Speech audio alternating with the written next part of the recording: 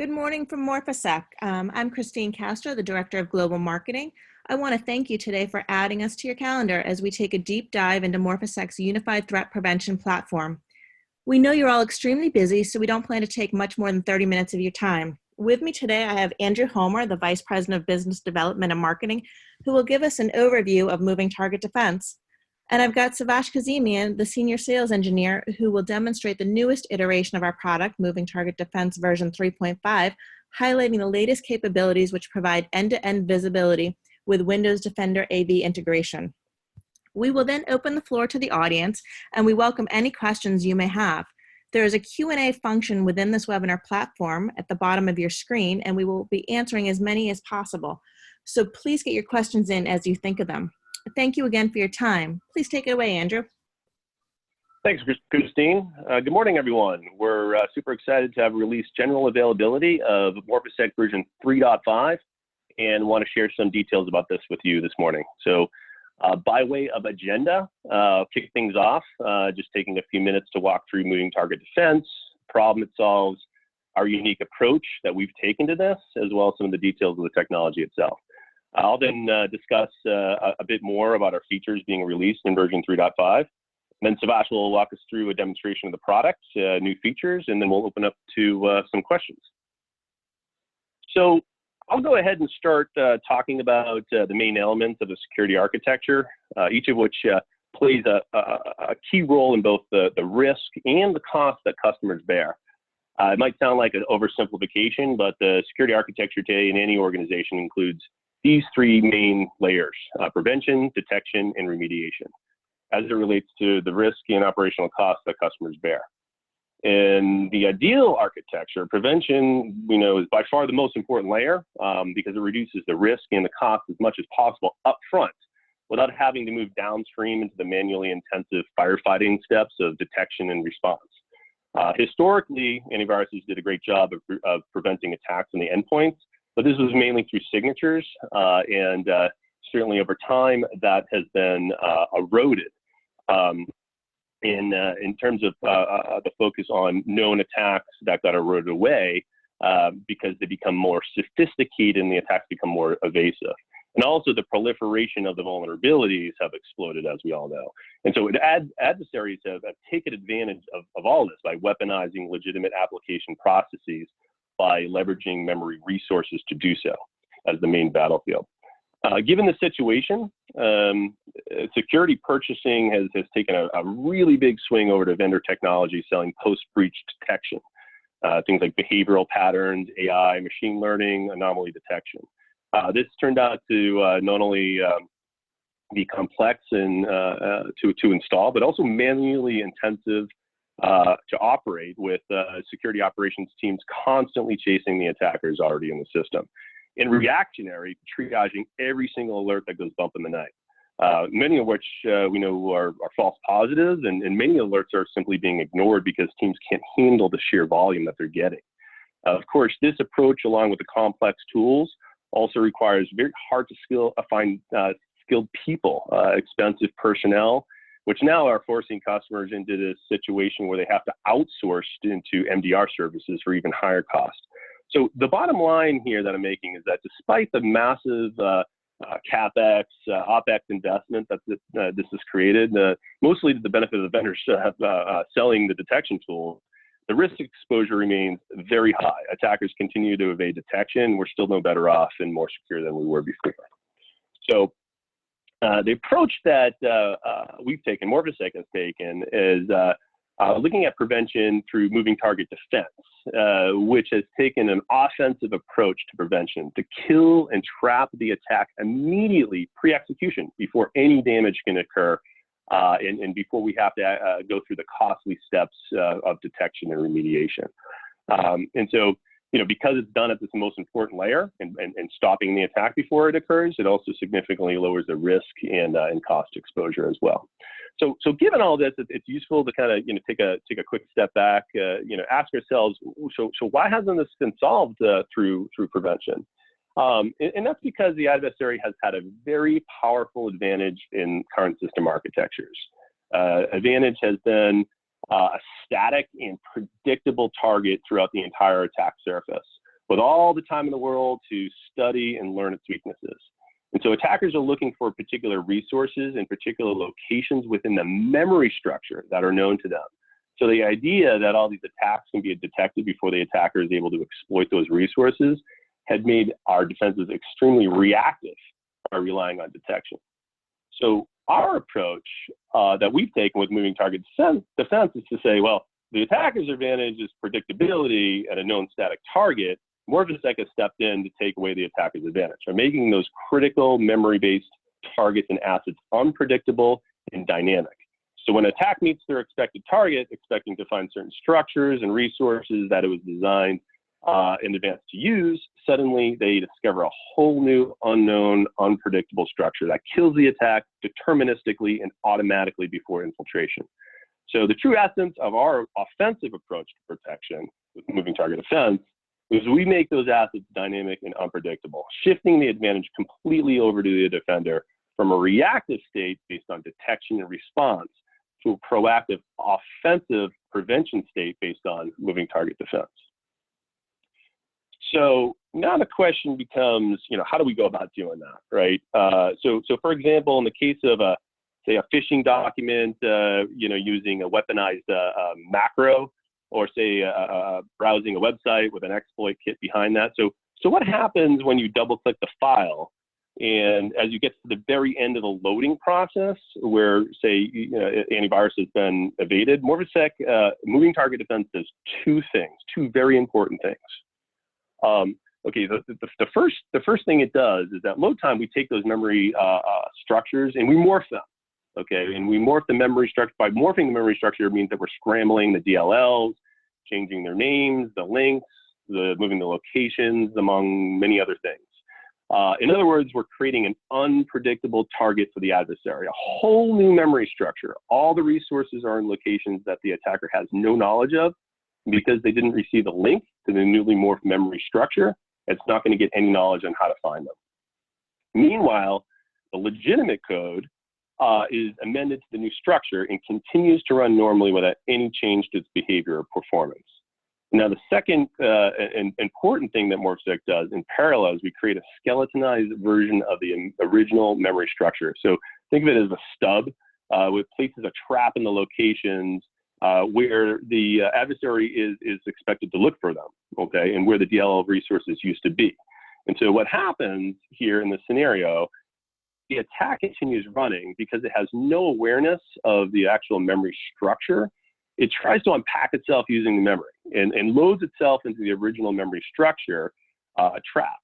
And then when it tries to execute at the location, which is designed to execute at in order to exploit the memory structure, it encounters the trap, the attack is stopped, and suddenly we have very deep forensic detail into how that attack was captured and what it actually tried to do. One note here is that we don't need the decoy trap that you see in that last step to prevent. We're constantly morphing the memory, okay, at every new loading process. But what it does do, it confirms deterministically that you are being attacked, and it was evasive because it tried to get into that skeletonized memory, and it's been blocked pre-execution. And so that trap also records the full detailed story and log across the attack chain, describing the attacker's intent and tracking it back to the origin of the attack.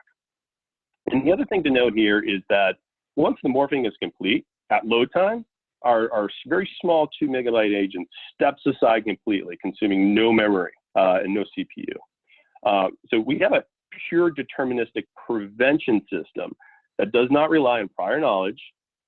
We have a system where any code that gets into the original memory structure is regarded as malicious by default. We have no rules, no IOCs, no patterns, no tuning, and no decisions to make in this architecture. And we gain a very powerful prevention against unknown zero-day attacks across a very wide coverage from web browsing, phishing, macros, exploits, evasive malware, and also even the backdoor supply chain exploits that we see in the market. And we do this across the attack chain as well, right? From infiltration, exploitation, pre-execution, shellcode execution, or even the evasive malware itself. And also to note that the system is also very highly resilient to being bypassed. Even if the attacker were to learn the new memory structure after it's been morphed, by the time it then tries to execute, because we're at the last step, we would change it, to morph the memory structure all over again. And we do that every time a new process is being loaded. We again morph the memory structure, and we do this using a keyless approach, randomized way. And this is why moving target defense, in our view, in that we're bringing back the biggest innovation leap in prevention technology in the last decade, and how we're shifting the advantage and the economics back to the defender. Okay, so let's kind of put this into a real life example, okay, of why prevention not based on prior knowledge is so powerful and effective to an organization, because it really comes down to the exposure risk. And so looking at an example of a zero-day attack based on in this case, a CVE Adobe Flash, for several months, this attack was out in the wild. Nobody knew about it, okay? At a certain point, it was detected, and so the whole chain started, right? The patches to Adobe, updates to antiviruses, patching the systems. And say after a few months, if you did all these things on time and the patches and updates, you'd be covered.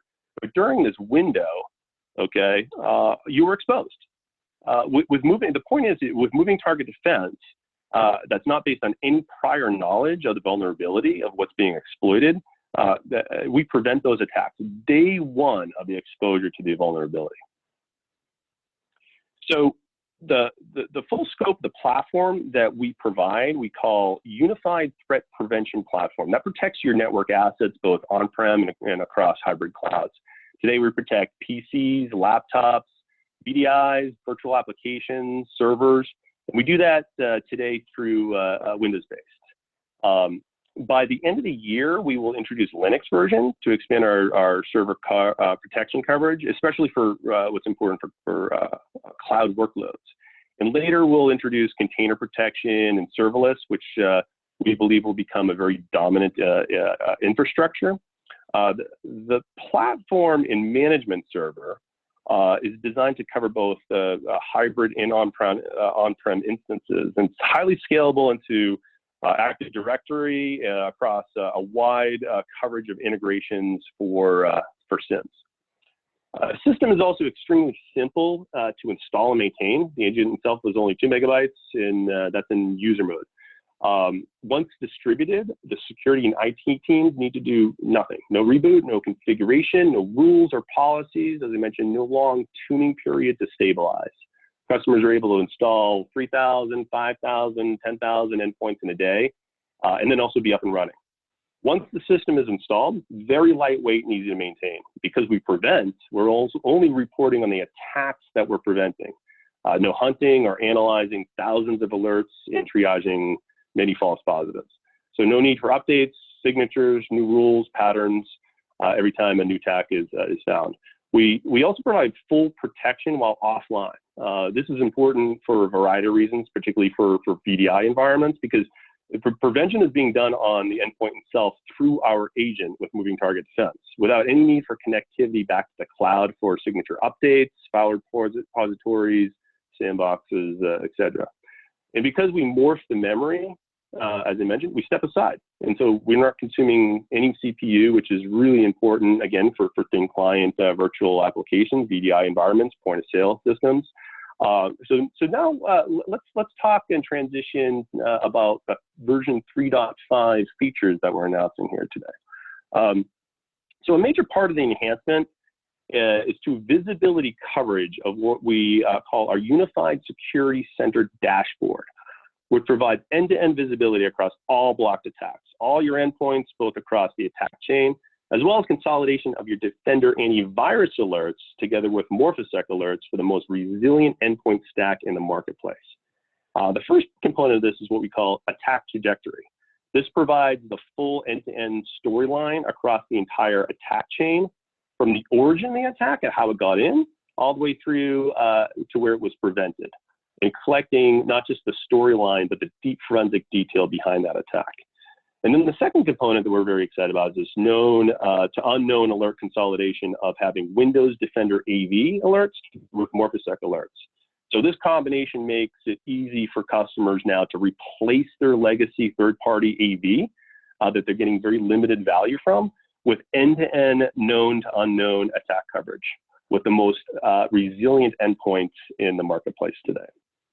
And we're doing that not just resilience, but with very compelling cost economics for the customer, because they can leverage what's already inherently within the system with Windows Defender AV. Okay, so let's talk a little bit about the details with this. Let's first start with attack trajectory. This gives security teams a deeper understanding of how their organization is being attacked. The storyline instantly produced as soon as the attack is found. Users can see the entire attack timeline, what tactics, techniques, procedures adversaries are using at each of the stages, along with critical data points such as certificates, hash, integrity levels, and command line instructions. So this helps security teams visually see and understand the full story of the attack and its impact to the organization. They can trace this back to its point of origin. And so from a remediation perspective, this enables customers to determine what decisions they need to make, both the attack endpoint that we prevented, where we blocked the attack, as well as elsewhere in the organization across the enterprise, across all of its endpoints. And so this is very powerful visibility. And of course, as before, customers can drill down further into a very extensive, detailed log of the attack itself. Now, it's well known in the marketplace, a major barrier to adopting Windows Defender AV is that it does not provide native visibility, no management system to collect information, to consolidate the visibility across Defender AV alerts into an organization. And so we took the challenge in our 3.5 release to include Windows Defender antivirus integration into Morphisec's unified security center dashboard. This allows customers to now leverage the embedded security features of Windows 10 operating system and have a consolidated dashboard view of both Defender AV for the known signature alerts and the remediation of those alerts, as well as Morphisec alerts for the unknown in-memory attacks, all from a single pane of glass. So this gives customers a unique opportunity to replace their legacy third-party antivirus tools with a free, already embedded Microsoft Defender AV in the Windows operating system.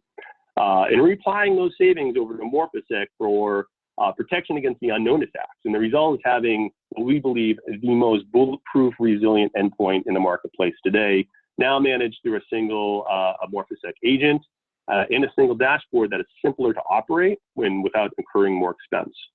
So, of course, customers should note that can continue using their existing third-party antivirus tools with ease with Morphisec as they were before, which we're running with all the major third-party antivirus tools today. And so now, by way of how we recommend to our customers to build the new protection stack is by turning on Windows Defender AV, which is already installed as part of Windows 10. And then layering in Morphisec as a complementary layer to protect against the unknown in-memory attacks, whether they're fileless attacks, evasive malware, exploits, supply chain attacks. This represents 80% of the risk that you have today. 80% of the successful breaches that happen in an organization occur through in-memory. And so this is the primary attack vector that adversaries are using. And this is what Morphisec covers.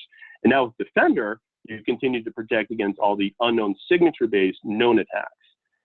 And with Morphisec stepping in to integrate the two environments together with a single pane of glass, customers can now have full visibility across known and unknown attacks. Together, the stack provides lowest total cost of ownership, shifting your budget again from the third-party antivirus tools that are only providing limited value, and now providing a very high operational efficiency with Morphisec together with Defender AV. And because Defender antivirus is already part of the Windows 10, as I mentioned before, again, the only agent you need here is the Morphisec agent, which doesn't need any maintenance. The other important point to note here is for those who are managing Windows 7 machines for all sorts of reasons, it's a process in migrating over to Windows 10. And the challenge is that most of those machines are becoming non-compliant past end of life date at the end of the year. So what Morphisec does is actually provide a compensating control as a virtual patching mechanism by protecting against the unknown attacks and to maintain compliance past end of life for continued safety until the Windows 10 migration is achieved. And as mentioned earlier, for customers who choose to keep their existing AV, again, we work with all major third-party antivirus tools today. And so, in summary, to summarize our 3.5 release of Morphisec's Unified Security Center, this brings powerful end-to-end visibility, attack trajectory visibility into the complete storyline of the attack from its origin down to how the attack tried to execute.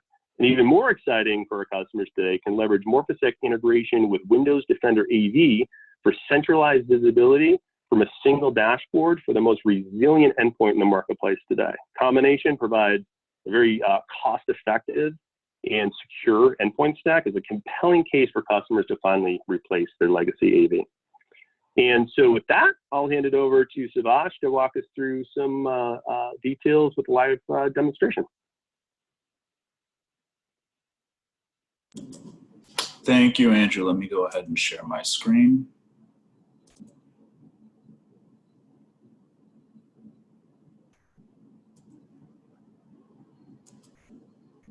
Okay, so I'm assuming everyone can see the login screen now of the new Morphisec Unified Security Center in version 3.5. I'll go ahead and log in. What I'll do is I'll give you a brief overview of the Security Center, as well as highlighting some of the new features in 3.5 that Andrew had mentioned. So current Morphisec users will recognize the dashboard. It's been revamped a little bit to provide additional clarity. Up top, you can still see you have the status of your endpoint protectors. You have the not protecting, the offline, and the connected. Not protecting being that the actual protector service responsible for morphing the memory and protection isn't running. So that'll give you some indication that you'll need to go ahead and investigate those machines to get that service up and running. Offline, this used to be unknown, but the label has been changed to offline to better indicate that these are machines that haven't checked into the console. The good news is that even though they haven't checked into the console, they're still being protected by Morphisec. And then over here, obviously the connected, these are the protectors that have checked in and reported within the expected heartbeat. Down below, we've got the attack graph right next to the new Defender detection graph.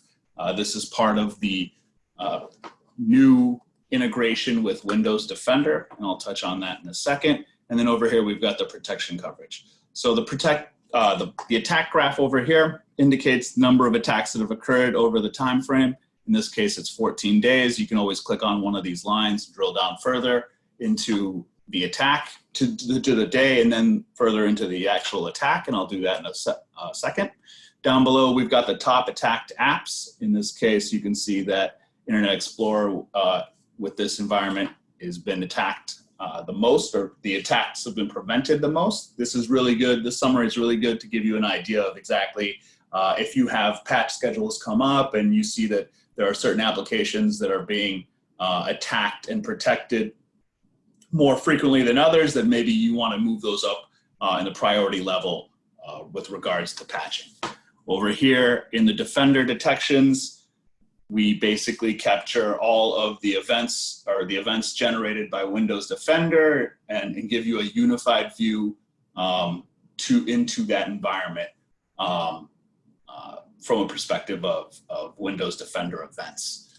This is a new feature in 3.5, and this kind of addresses the concern that people had with moving solely to Windows Defender, which is that they didn't have that visibility from a single pane of glass or central location, which 3.5 now provides. Down below, you can see the top detected apps from a Defender logs. In this case, you can see where any of the typical AV generated events are being kind of focused on. Over here, we've got the protection coverage.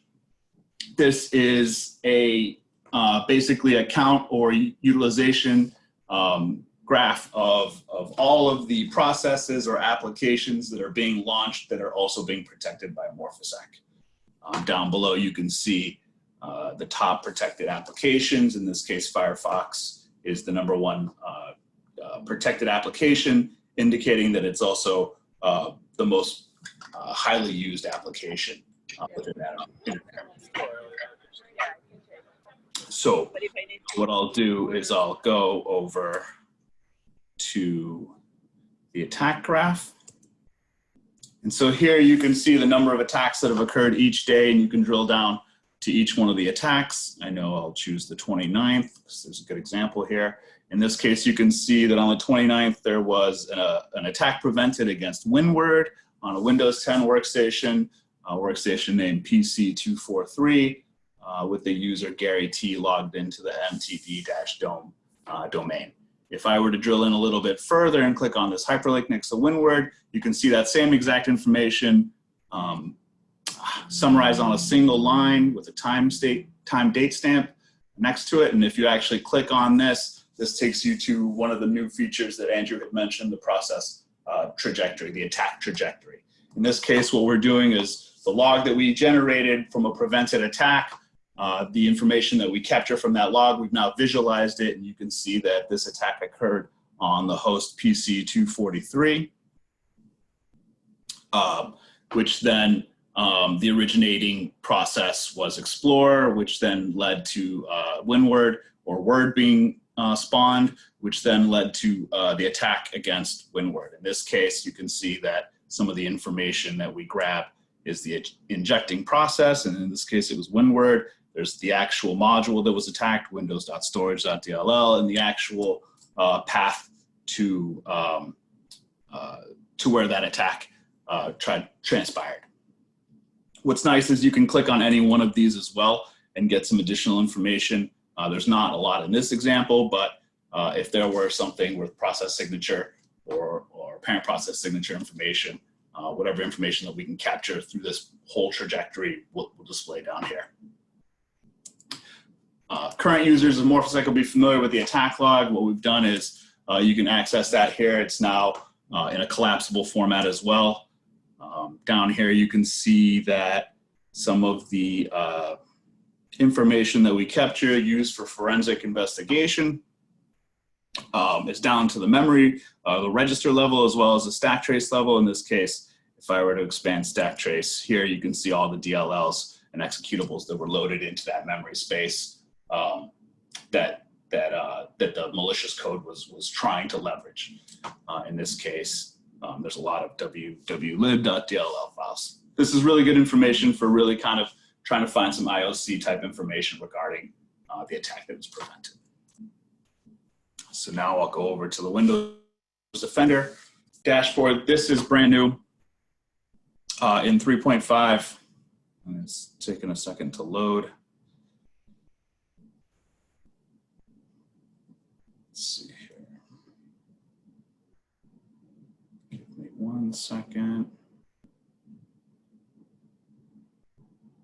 I will go back.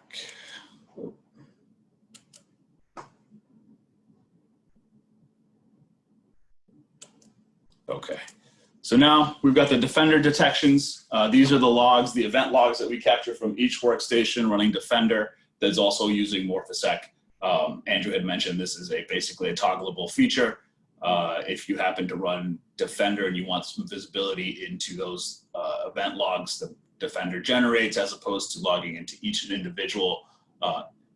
every individual workstation, you can actually see those logs here. I'll go ahead and click on this, and here you can see that the information that we capture are the users logged into those workstations at the time the event was generated, as well as the category of the event, the OS related to it, and then the actual application.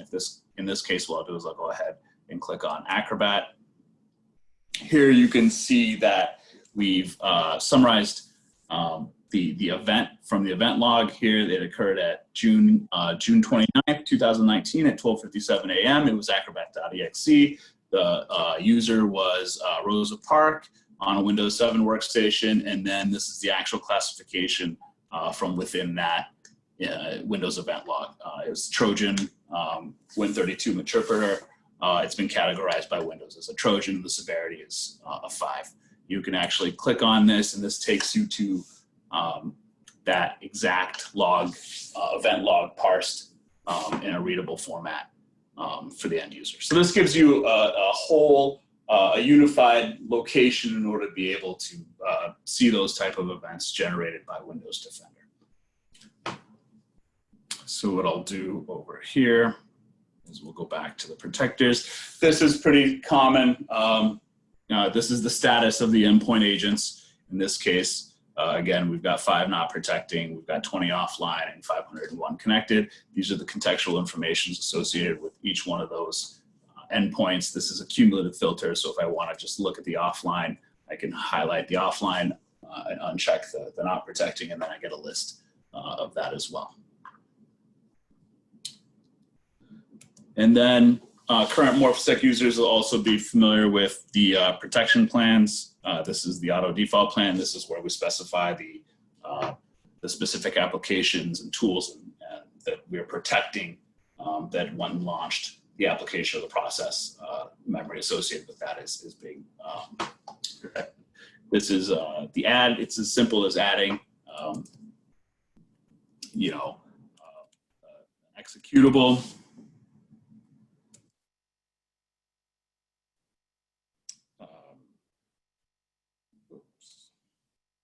Go ahead. There we go. Test app, and I can go ahead and click test app.exe to define the executable. And now every time that application is launched, you can see over here that executable is going to be protected. The memory associated with that process will be morphed. I'll go back to the dashboard, and then one of the other new settings too in 3.5 is the ability to set the offline status timeout. You can change that interval, so it can be an hour or 24 hours or days if you don't want those to show up as offline.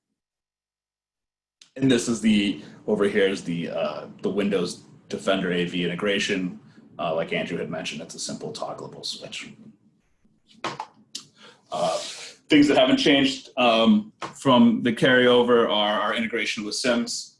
We can configure to have the syslog shipped to the SIM. In this case, if you specify TCP/IP, you can put in the connection information, and then over here, these are the actual details you can have sent to that SIM server in order to generate alerts off of these type of events. And again, we also have Active Directory integration. In this case, you would enable Active Directory and put in a service count here. We leverage Active Directory to pull in a list of OUs. If you want to assign different protection plans to different OUs, you can certainly do that by creating this connection. And the second thing that we leverage Active Directory for is if you're running federated services in your environment, you can leverage that along with SSO to log in to the Morphisec Unified Security Center using your Active Directory credentials, as opposed to maintaining separate local accounts. The mail section is just for setting up the SMTP server, which you can then leverage to send out reports. You can send these reports. You can either not send them out and download them manually, or you can send them out daily, monthly, or weekly. And you can change the period as to what time frame you want those reports sent as well. We also have a feature for auditing. A lot of customers have come back and asked for the ability to prove who has logged in and what activities have been performed on the actual management console. And so now we have the auditing capability as well. That's it. So Christine, I think that's it from my perspective. I think at this time I can kind of open it up to any of the questions that were submitted. We can answer those now. Sure. So we have a couple of questions that are coming in. One of them is, do customers need to buy anything additional to incorporate the DAV integration? Sure, that's a really good question. So no. So it's a no-cost option, brand new feature. And like I said, it doesn't require any additional licenses or anything. You just need to be running Windows 10 with Defender, and then just click on the toggleable switch. Okay, great. How is it different from NGAV techniques? So we're completely different because we're not signature based, so we're not looking for any particular hash or signature. We're also not doing any monitoring or detection, so we're not hooking any processes. We're not trying to look for any patterns. We're not creating a baseline. We're not looking for anomaly detection. What we're doing is very deterministic.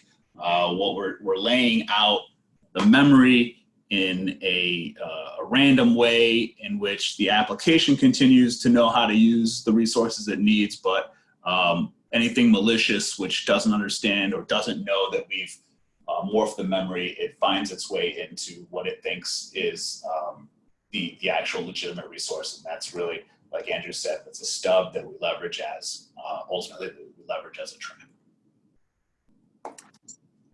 Are there any notifications for each incident, as in the notifications as they happen instead of weekly? So from the product's perspective, there's no notification, but like I had shown in the SIM configuration section, if you're running a SIM, what you can do is you can create alerts in your SIM based off of events that the management server sends via syslog or Ceph format to that SIM server. Okay. Will it need to be updated when there are new attacks? No, that's a really good question. So because we're not looking for anything specific and we're not chasing or we're not one step behind attacks and we don't need to update a database in order to be able to detect that attack, because we are deterministic and we are operating at a higher level in which we are actually disabling the framework that these attacks leverage, there's no update necessary from our perspective. The only updates are UI and functionality releases, essentially. Yeah, so no updates. There's a post-prevention classifier that we run, and we're always expanding the capabilities of that classifier. But what that does is takes an attack log that's been generated, runs it through our classifier, and then gives you, based off of the information within that log, gives you information regarding what that attack was. So if I were to stop WannaCry and the attack log were generated and then sent to our classifier, the classifier would then read through that, look for the indicators that was WannaCry, and then classify that and present that within the console as to what the attack was. How soon will this version be available? 3.5, the beta is out currently, and I believe it will be released shortly within a month or so. Okay. We have a couple other questions coming in. Can we see what this looks like with a third-party AV product, for example, Symantec EDR? You can certainly run with a third-party AV, but there's no integration from a security center perspective with Morphisec, if that's what the question's asking. You'll continue to run your third-party AV if it's Symantec EDR. You'll continue to run that as is, and then Morphisec will be that additional protection layer from a prevention and AV strategy. Okay. How does this work as a virtual patch? Can I be compliant using it on a Windows 7 system? Yes, because what we do, because of the nature of the way the technology works, because we randomize those resources within memory, we serve as a virtual patch. Vulnerabilities are predicated on code being able to find that location or that resource within memory, and if they can't find that, then they can't take advantage of that vulnerability, and that's exactly what we do.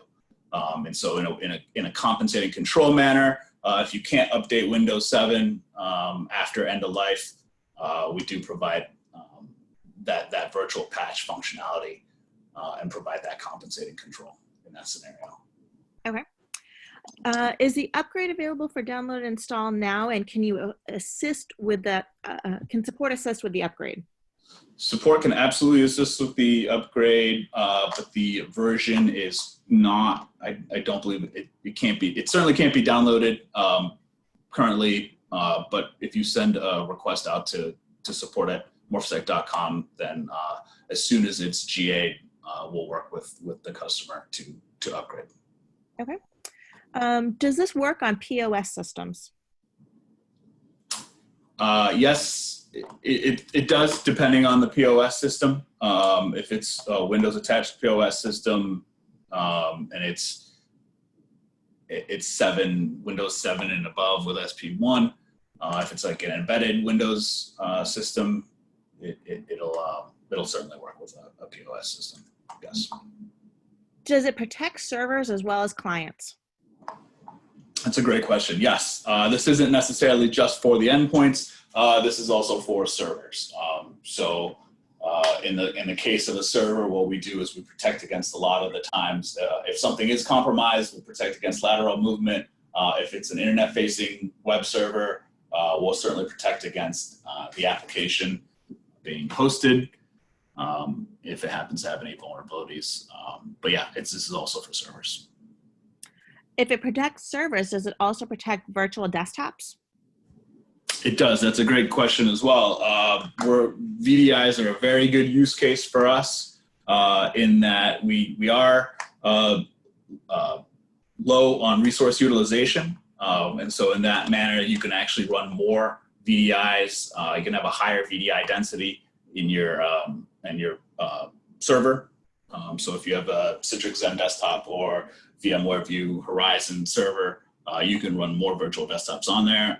The other advantage too is that because we don't rely on signature updates, you get protection immediately when a virtual desktop spins up, as opposed to having to download the delta between when that virtual desktop golden image was created and any AV signatures that have changed since that, or once that server virtual desktop comes up. So we do provide you that added security layer in virtual desktops with minimal to no resource utilization.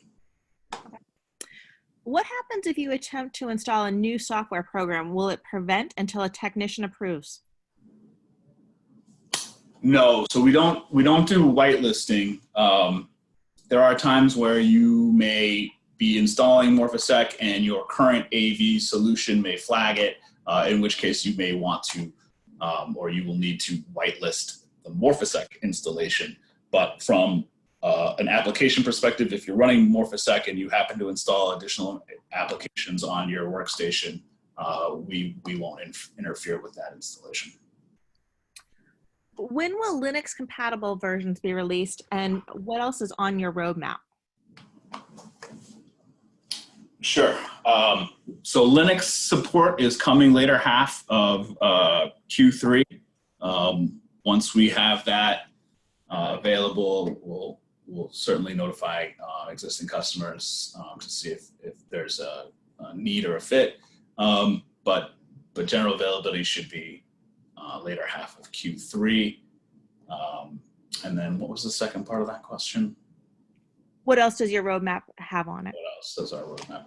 So I believe Andrew had mentioned container support and serverless support coming in 2020. So I would count on that. And then I believe further down the line, we will consider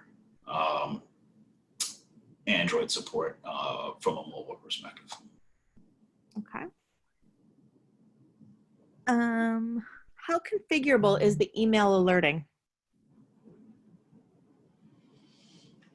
It's pretty straightforward. It's really just scheduled reports being sent daily, weekly, monthly, and then the time at which you want those reports sent. Okay. Can this be used in an ICSOT environment, and do you have any use cases?